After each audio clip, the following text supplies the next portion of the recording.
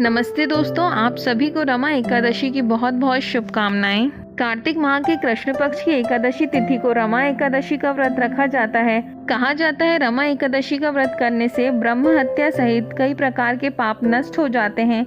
जो भी व्यक्ति रमा एकादशी के दिन व्रत रखता है उसके सभी पाप मिट जाते हैं और उसे मोक्ष की प्राप्ति होती है। चलिए अब हम जानते हैं रमा एकादशी व्रत का महत्व। इस एकादशी का व्रत रखने से जीवन में सुख और समृद्धि आती है। रमा एकादशी व्रत कामधेनु और चिंतामणि के समान फल देने वाला है। इस व्रत को रखने से जातक के सभी पाप कर्मों का नाश हो जाता है। इससे सभी तरह के पुण्य फल की प्राप्ति होती है। इस व्रत के प्रभाव से धन धान्य की कमी नहीं रहती है।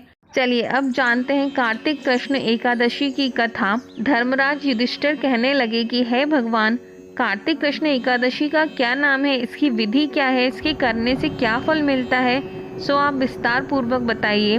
भगवान श्री कृष्ण बोले कि कार्तिक कृष्ण पक्ष की एकादशी का नाम रमा है। यह बड़े बड़े पापों का नाश करने वाली है। इसका महात्म्य मैं तुम्हें कहता हूँ, ध्यान पूर्वक सुनो। हे राजन, प्राचीन काल में मुचुकुंद नाम का एक राजा था। उसकी इंद्र के साथ मित्रता थी और साथ ही यम, कुबेर, वरुण और विभीषण भी उसके मित्र थे। यह राजा बड़ा धर्मात्मा, विष्णु भक्त और न्याय के साथ राज करता था। उस राजा की एक कन्या थी जिसका नाम चंद्रभागा था। उस कन्या का विवाह चंद्रसेन के पुत्र शोभन के साथ हुआ था। एक समय वह शोभन ससुराल आया। उन्हीं दिनों जल्द ही पुण्यदायिनी रमा एकादशी भी आने वाली थी। जब व्रत का दिन समीप आ गया तो चंद्रभागा के मन में एक सोच उत्पन्न हुई कि मेरे पति अत्यंत दुर्बल हैं और मेरे पिता की आज्ञा अति कठोर है। दशमी को राजा ने ढोल बजवाकर सारे राज्य में यह घोषणा करवा दी कि एकादशी को भोजन नहीं करना चाहिए। ढोल की घोषणा सुनते ही शोभन को अत्यंत चिंता हुई और अपने पत्नी से कहा कि हे प्रिय, अब क्या करना चाहिए। मैं किसी प्रकार भी भूख सहन नहीं कर सकूंगा। ऐसा उपाय बतलाओ कि जिससे मेरे प्राण बच सके, अन्यथा मेरे प्राण अवश्य चले जाएंगे। चंद्रभागा कहने लगी, हे स्वामी, मेरे पिता के राज में एकादशी के दिन कोई भी भोजन नहीं करता।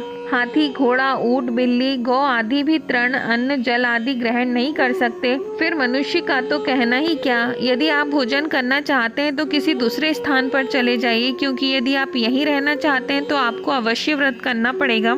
ऐसा सुनकर शोभन कहने लगा, हे प्रिय, मैं अवश्य व्रत करूंगा। जो भाग्य में होगा वह देखा जाएगा।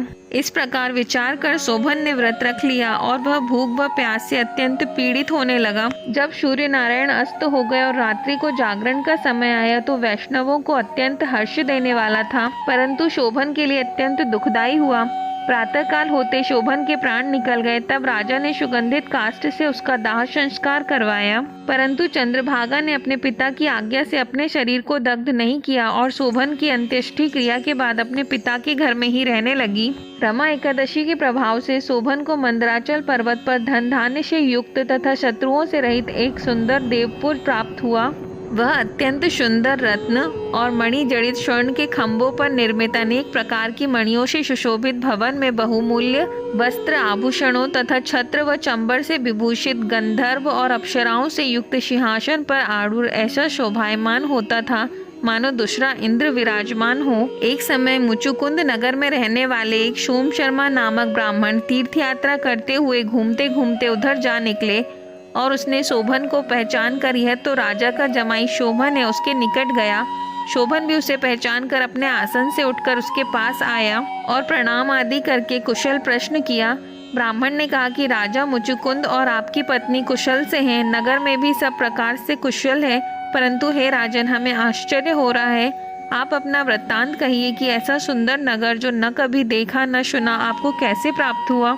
तब शोभन बोला कि कार्तिक कृष्ण की रमा एकादशी का व्रत करने से मुझे यह नगर प्राप्त हुआ, परंतु यह अस्थिर है। यह स्थिर हो जाए ऐसा उपाय कीजिए। ब्राह्मण कहने लगा, हे राजन, यह स्थिर क्यों नहीं है और कैसे स्थिर हो सकता है, आप बताइए, फिर मैं अवश्य वह उपाय करूंगा। मेरी इस बात को आप मिथ्या न समझिए। शोभन ने कहा कि मैंने इस व्रत को श्रद्धा रहित होकर किया, अतः यह सब कुछ अस्थिर है।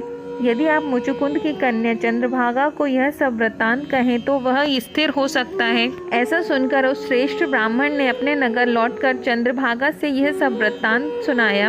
ब्राह्मण के वचन सुनकर चंद्रभागा बड़ी प्रसन्नता से ब्राह्मण से कहने लगी कि हे ब्राह्मण, ये सब बातें आपने प्रत्यक्ष देखी हैं या स्वप्न की बातें कर रहे हैं। ब्राह्मण कहने लगा, हे पुत्री, मैंने महावन में तुम्हारे पति को प्रत्यक्ष देखा है, साथ ही किसी से विजय न हो ऐसा देवताओं के नगर के समान उनका नगर भी देखा है।